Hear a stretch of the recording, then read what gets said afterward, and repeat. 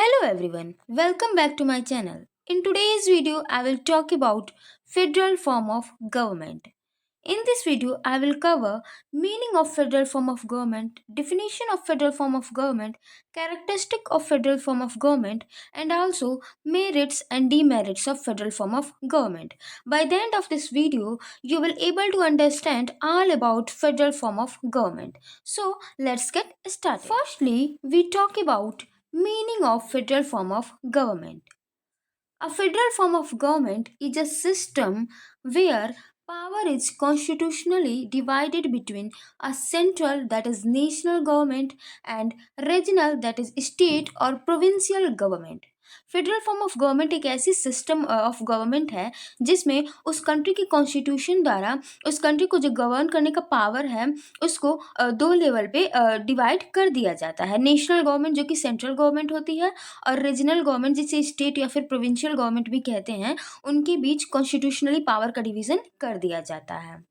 This division of power is intent to prevent the concentration of power in one entity and manage the diverse needs and interest of different region within a country. जो division of power है उसका purpose ये है कि जो power का concentration किसी एक एंटिटी के पास, किसी एक अथॉरिटी के पास ना होने देना, उसको प्रिवेंट करना, इसका डिवीज़न ऑफ पावर का पर्पज़ है। इसके साथ साथ जो डाइवर्सिटी है अलग अलग क्षेत्र में, अलग अलग राज्यों में, उसको मैनेज करना और उसको जो डाइवर्सिटी है उसके इंटरेस्ट को फुलफिल करना, जो कि नेशनल ग्रोथ के लिए काफ़ी फ़ायदेमंद है, उसको मैनेज करना डाइवर्सिटी को, ये डिवीजन ऑफ पावर का पर्पस है। जो टर्म फेडरल है वो लैटिन वर्ड फोर्डस से डिराइव किया गया है जिसका मतलब होता है ट्रीटी और agreement. Federal form of government एक ऐसी गवर्नमेंट है जो इंडिपेंडेंट स्टेट्स के बीच ट्रीटी और एग्रीमेंट के जरिए फॉर्मेट हुई है, बनी हुई है। In federation the independent states, ये टी रहेगा, इंडिपेंडेंट स्टेट्स में agree to join together and thereby form a federation.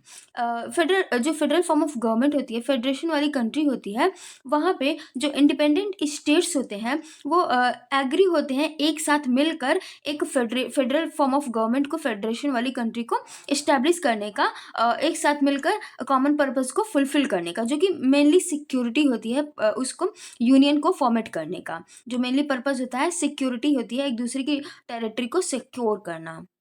So federal form of government जो है ट्रीटी और एग्रीमेंट के जरिए बनती है जिसमें इंडिपेंडेंट स्टेट्स एग्री होके, ज्वाइन होके टुगेदरली एक यूनियन को फॉर्मेट करते हैं। Now let's talk about definition of federal form of government, जो कि वेरियस फिलोसफर ने, वेरियस पॉलिटिकल थिंकर ने अपने according federal form of government को डिफाइन किया है, जिसमें से जो कुछ इंपॉर्टेंट है उसको मैंने यहाँ पे लिया हुआ है।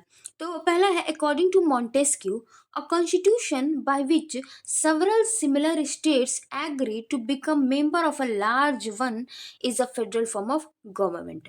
फेडरल फॉर्म ऑफ गवर्नमेंट एक ऐसे कॉन्स्टिट्यूशन के द्वारा इस्टेब्लिश किया जाता है जिसमें कुछ सिमिलर स्टेट्स जो कि इंडिपेंडेंट होते हैं वो एग्री होते हैं एक लार्ज कंट्री में, एक लार्ज टेरिटरी वाले कंट्री में का मेंबर बनने के लिए एग्री होते हैं, वो होती है federal form of government. Montesquieu कहते हैं कि कोई किसी कॉन्स्टिट्यूशन के जरिए, किसी एग्रीमेंट के जरिए जो इंडिपेंडेंट स्टेट होते हैं एक लार्ज कंट्री के, एक लार्ज टेरिटरी के मेंबर बनने के लिए एग्री होते हैं, वो होती है फेडरल फॉर्म ऑफ गवर्नमेंट। तो जो बेसिकली जो फेडरल फॉर्म ऑफ गवर्नमेंट होती है वो एग्रीमेंट के जरिए इस्टेब्लिश होती है। According to Hamilton, federation is an association of states that form a new one. Hamilton federation को, फेडरल फॉर्म ऑफ गवर्नमेंट को इस तरीके से डिफाइन करते हैं कि जो फेडरेशन है वो एक एसोसिएशन है, एक संघ है स्टेट्स का, जो कि एक नए स्टेट को, एक नए कंट्री को मिलकर फॉर्मेट करते हैं। So according to Hamilton, federation is an association of states that form a new one. Means federation जो है स्टेट का एसोसिएशन है, राज्यों का संघ है, जो कि मिलकर एक नए राज्य को, एक नए देश को, एक नए कंट्री को बनाते हैं। According to C.F. Strong, a federal state is one in which a number of coordinate states united for common purpose. CF strong define करते हैं कि फेडरल स्टेट एक ऐसी स्टेट होती है जिसमें कई सारे कोऑर्डिनेट स्टेट्स कॉमन पर्पस के लिए यूनाइट होते हैं, एक दूसरे के साथ जुड़ते हैं और एक यूनियन का, एक कंट्री का फॉर्मेशन करते हैं. So federal form of government is a union that formed by independent states by agreeing for a common purpose, जो कि मेनली सिक्योरिटी होता है, पर्पस कि उनकी टेरिटरी को सिक्योरिटी मिल सके. Now let's talk about characteristics या फिर feature of federal form of government. तो पहला और मेन जो कैरेक्टरिस्टिक है वो है division of power. Federal form of government वो गवर्नमेंट होती है जिसमें पावर का डिवीजन, जो कि एक कंट्री के गवर्निंग से रिलेटेड पावर होते हैं, उसका division two level of government के बीच होता है, टू या फिर more than two level of government के बीच होता है. तो ये एक मेन कैरेक्टरिस्टिक है, मेन फीचर है फेडरल फॉर्म ऑफ गवर्नमेंट का, division of power. The constitution expressly defines the powers and responsibilities of both the central and regional government.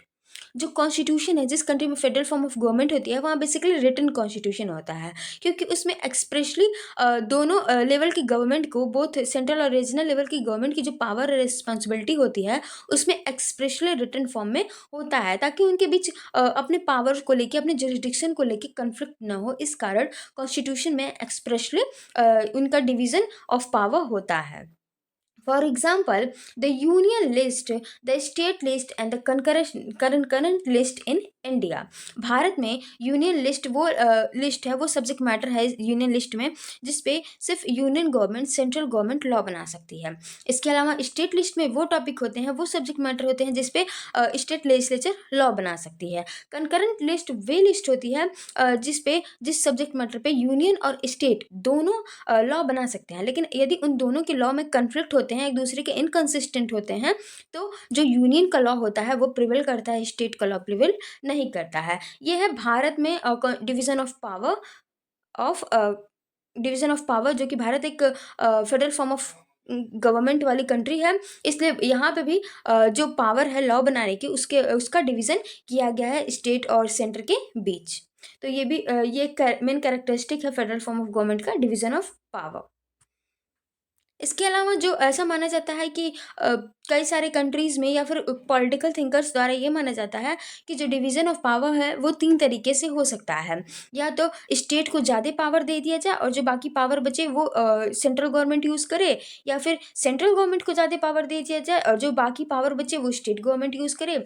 इसके अलावा ये भी माना जाता है कि दोनों के बीच बैलेंस बना के रखा जाए, सेंट्रल गवर्नमेंट और स्टेट गवर्नमेंट को इक्वल राइट दिए जाए, लॉ बनाने के लिए इक्वल पावर दिए जाए अपने टेरिटरी में गवर्निंग करने के लिए, गवर्न करने के लिए अपने टेरिटरी को. सो ये था डिवीजन ऑफ पावर, जो कि फेडरल फॉर्म ऑफ गवर्नमेंट का मेन कैरेक्टरिस्टिक है. अगला है सुप्रीमेसी ऑफ द कॉन्स्टिट्यूशन.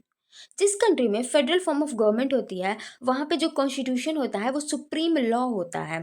जो उसकी अथॉरिटी होती है वो सुप्रीम होती है. कोई भी लेवल की गवर्नमेंट कॉन्स्टिट्यूशन के अबव नहीं जा सकती, या फिर कोई भी पर्सन, कोई भी इंडिविजुअल कॉन्स्टिट्यूशन के अबव नहीं जा सकता, कोई भी लॉ कॉन्स्टिट्यूशन के अबव नहीं जा सकता. सब जो है कॉन्स्टिट्यूशन के प्रोविज़न के अंडर में ही रह के काम कर सकते हैं.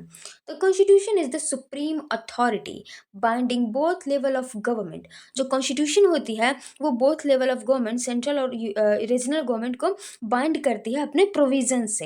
Any amendment usually requires consent from both level.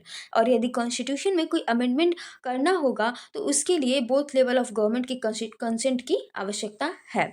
So constitution is the supreme authority in federal form of government, जो कि कैरेक्टरिस्टिक है, फीचर है फेडरल फॉर्म ऑफ गवर्नमेंट का. अगला है dual government system. Federal form of government को simple language में कह सकते हैं कि federal form of government is that government in which there are dual government system. So ये एक मेन फीचर कह सकते हैं फेडरल फॉर्म ऑफ गवर्नमेंट का, जहाँ पे गवर्नमेंट 2 लेवल पे इस्टेब्लिश होती है. There are 2 level of government. First is central government, that is national government, and other is regional, जिसे state और provincial government भी कहते हैं. That operating independently with in their jurisdiction, जो कि इंडिपेंडेंटली अपने जुरिडिक्शन में, अपने स्पेसिफिक टेरिटरी में गवर्निंग करते हैं, अपने स्पेसिफिक टेरिटरी को कंट्रोल करते हैं। अगला है रिटन एंड रिजिड कॉन्स्टिट्यूशन।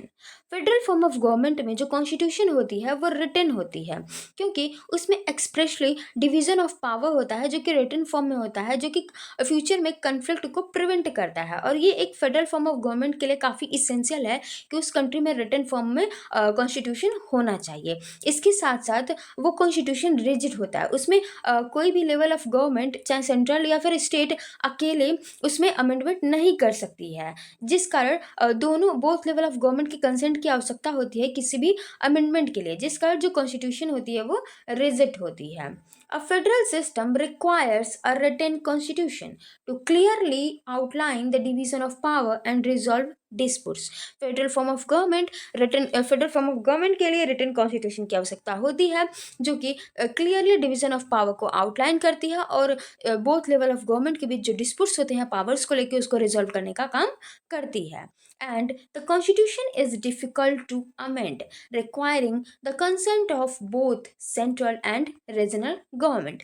और इस कॉन्स्टिट्यूशन में अमेंडमेंट करना काफ़ी डिफिकल्ट हो जाता है, कठिन हो जाता है, क्योंकि बोथ लेवल ऑफ गवर्नमेंट की कंसेंट की आवश्यकता होती है अमेंडमेंट के लिए। अगला है bicameral legislature. Most federal systems have a bicameral legislature where one house represents the population, that is people of the country, and the other represent the constituent unit, that is state provincials, जो कि state होते हैं, independent state, उसको represent करती है।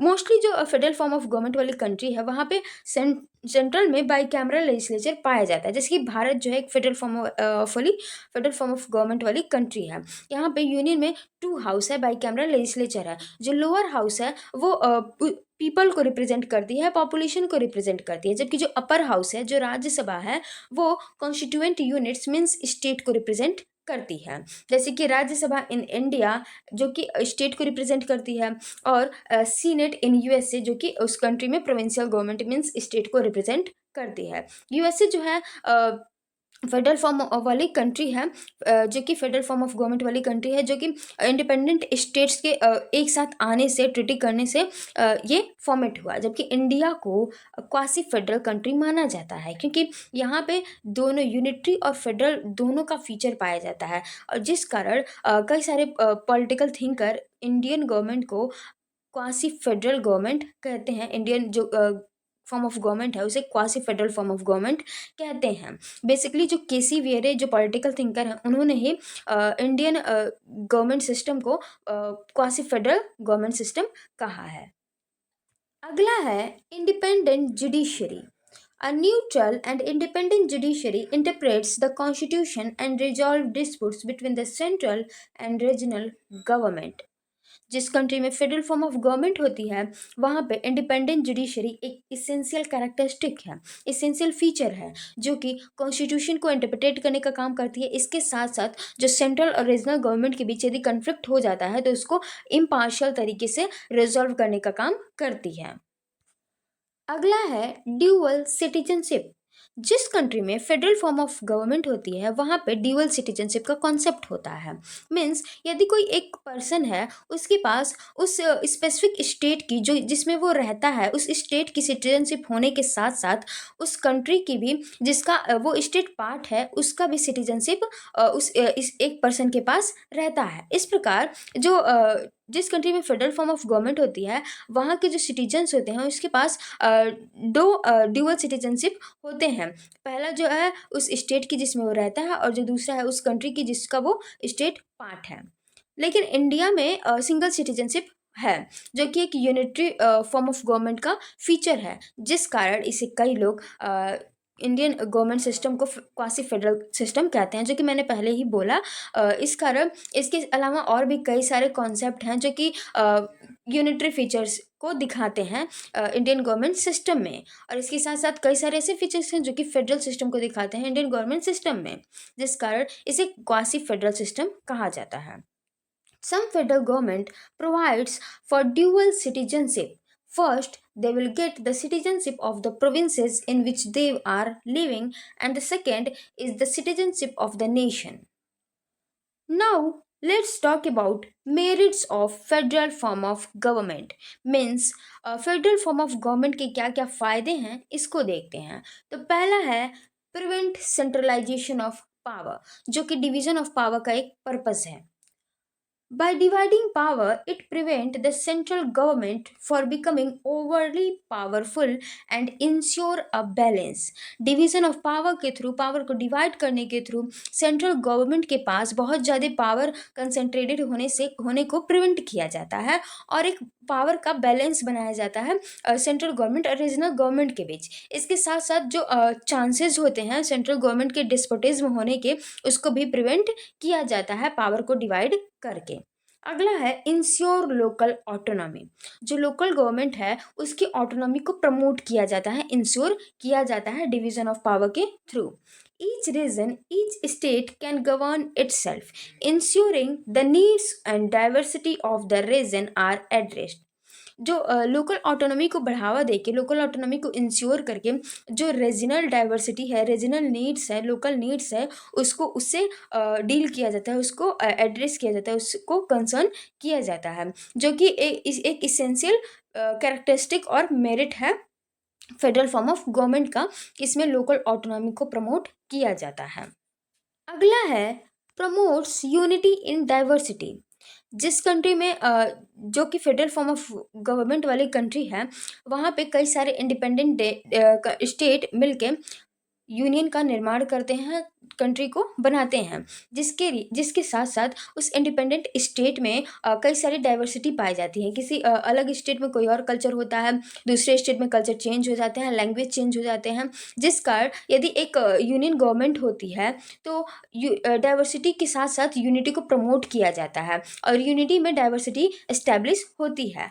Federalism accommodates cultural, linguistic, and regional diversity while maintaining national unity.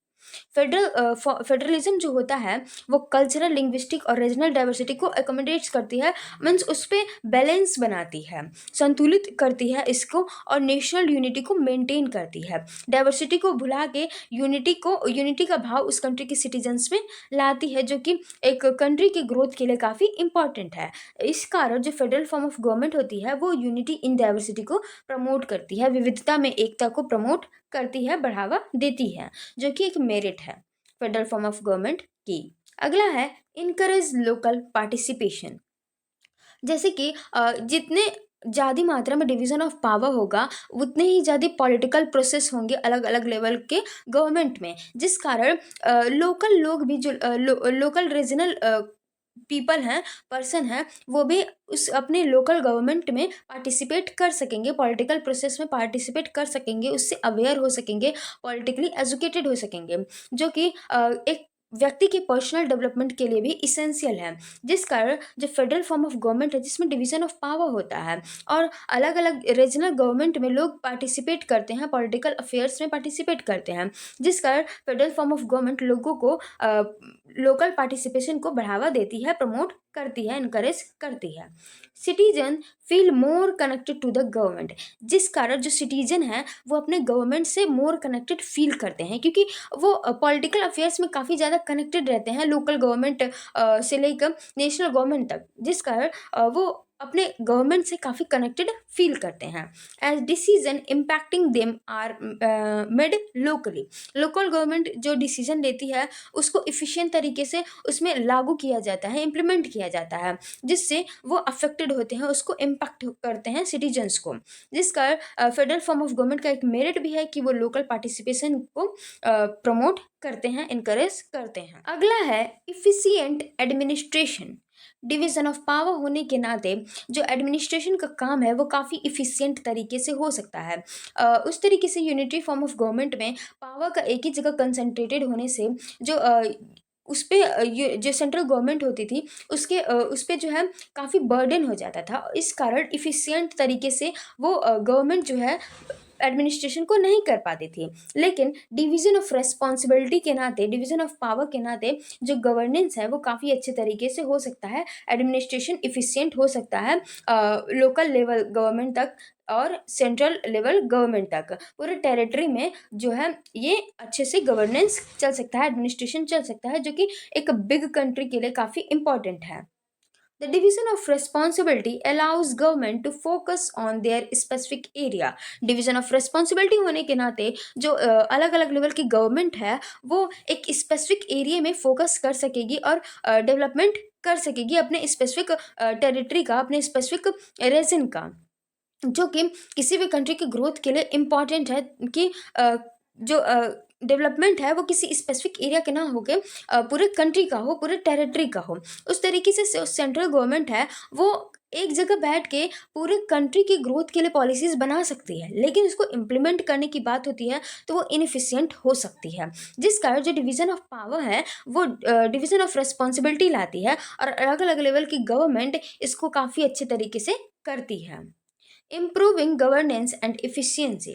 Division of responsibility allows government to focus their specific area that improving governance and efficiency. अगला है conflict resolution mechanism. Disputes between different level of government can be resolved through constitutional mechanism, that is judiciary. अलग अलग level के बीच जो government होते हैं, central और state के बीच, या फिर स्टेट्स के बीच ही, दो स्टेट्स के बीच ही, दो या दो से अधिक स्टेट्स के बीच यदि कन्फ्लिक्ट होता है पावर्स को लेके, जुरिडिक्शन को लेके, तो जो इंडिपेंडेंट जुडिशरी होती है जो कि फेडरल फॉर्म ऑफ गवर्नमेंट में होती है, जो कि इसका फीचर है, कैरेक्टरिस्टिक है कि हर फेडरल फॉर्म ऑफ गवर्नमेंट में इंडिपेंडेंट जुडिशरी होती है, वो अपने पावर को यूज़ करके कन्फ्लिक्ट को रिजॉल्व करने का काम करती है। Now let's talk about demerits of federal form of government. Means federal form of government के क्या नुकसान है इसको देखते हैं। तो पहला है possibility of conflict. Division of power होने के नाते अलग अलग लेवल की जो गवर्नमेंट होती है उसमें जुरिडिक्शन को लेके कन्फ्लिक्ट हो सकते हैं कि ये पावर मेरा है, ये इन सब्जेक्ट मैटर पे लॉज बनाने का हक मेरा है। इन सब मैटर्स को लेके अलग अलग लेवल की गवर्नमेंट के बीच कन्फ्लिक्ट और डिस्प्यूट्स हो सकते हैं। Disputes between the central and regional government over the division of power can lead to political instability and conflict.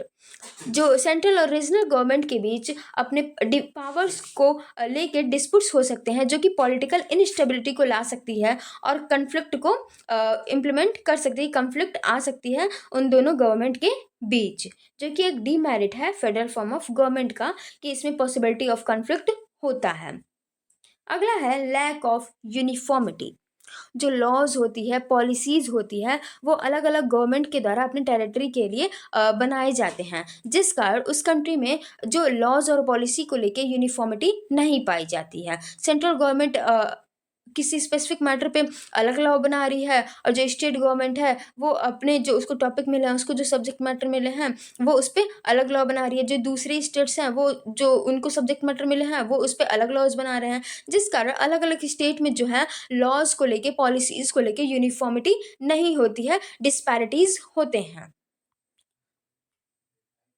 It may result, जो कि डिवीजन ऑफ पावर जो है फेडरल फॉर्म ऑफ गवर्नमेंट जो है may result in inconsistency in policy and standards across different region, potentially leading to disparities in development, जो कि एक बहुत ही बड़ा इम्पैक्ट है जो कि हर फेडरल फॉर्म ऑफ गवर्नमेंट में देखा जा सकता है कि जो अलग अलग लेवल की गवर्नमेंट होती है, अलग अलग स्टेट की गवर्नमेंट होती है, वो अलग पॉलिसीज़ बनाती हैं और पॉलिसीज़ के डिफ्रेंसिएशन के कारण जो कोई स्टेट है किसी फेडरल फॉर्म ऑफ गवर्नमेंट वाली कंट्री का कोई स्पेसिफिक स्टेट जो है काफ़ी डेवलप हो जाता है और कोई स्टेट डेवलप नहीं होता है, जो कि एक फेडरल फॉर्म ऑफ गवर्नमेंट का डीमेरिट है कि उसमें जो पॉलिसीज़ हैं, लॉज़ हैं, उसमें डिस्पैरिटीज़ पाई जाती है, जिस कारण जो डेवलपमेंट है रीजनल गवर्नमेंट का, रीजनल टेरिटरी का, स्टेट्स का, उसमें भी अंतर पाया जाता है।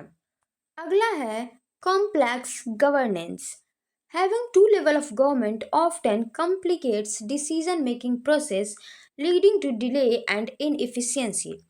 लेवल ऑफ गवर्नमेंट होने के नाते जो डिसीजन मेकिंग प्रोसेस है काफ़ी धीमा होता है। इसके साथ साथ गवर्नमेंट जो है इनएफिशिएंट तरीके से काम करने लगती है, जो कि एक डीमेरिट है फेडरल फॉर्म ऑफ गवर्नमेंट का। अगला है lack of accountability. In case of conflict between governments, they may blame each other and neither level may take responsibility for issues.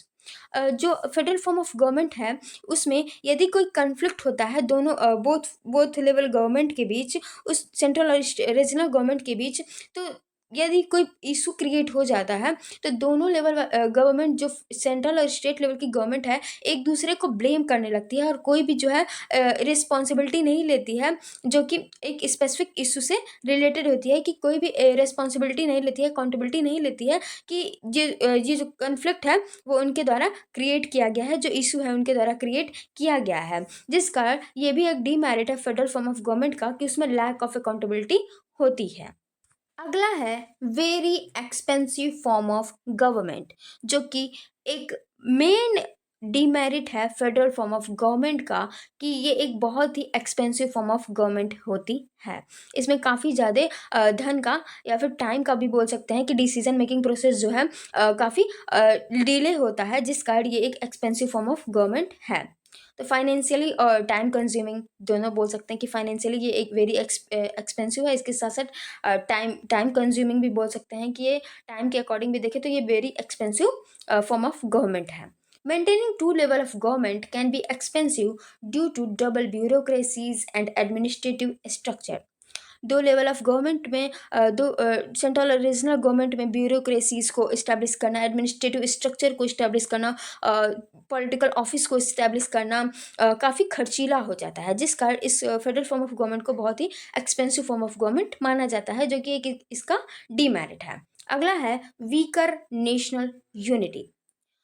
Federal form of government independent states के agreement से establish होता है और state के पास ये power होता है कि वो अपने अपने सिक्योरिटी को इस्टेब्लिश कर सकती हैं, अपनी आइडेंटिटी को बरकरार रख सकती हैं, और यदि वो चाहती हैं तो उस फेडरेशन से अलग भी हो सकती हैं, जो कि नेशनल यूनिटी के लिए एक खतरा है। इससे नेशनल यूनिटी कमज़ोर होती है, राष्ट्रीय एकता कमज़ोर होता है। Strong regional identities or demand for autonomy may sometimes threaten the unity of the nation. Example separatist movement, जो अलगाव वाले आंदोलन होते हैं उसके कारण नेशनल यूनिटी खतरे में पड़ती है, नेशनल यूनिटी कमज़ोर पड़ती है। इसके साथ साथ जो रीजनल गवर्नमेंट है वो अपनी आइडेंटिटी को बरकरार रखना चाहते हैं और मोर ऑटोनॉमी चाहते हैं, जिस कारण नेशनल यूनिटी कमज़ोर होती है, नेशनल यूनिटी खतरे में पड़ती है, जो कि फेडरल फॉर्म ऑफ गवर्नमेंट का एक डीमेरिट है। सो ये था all over about federal form of government. If you found this explanation helpful, don't forget to like this video, subscribe my channel and share this video. Thanks for watching, keep supporting me.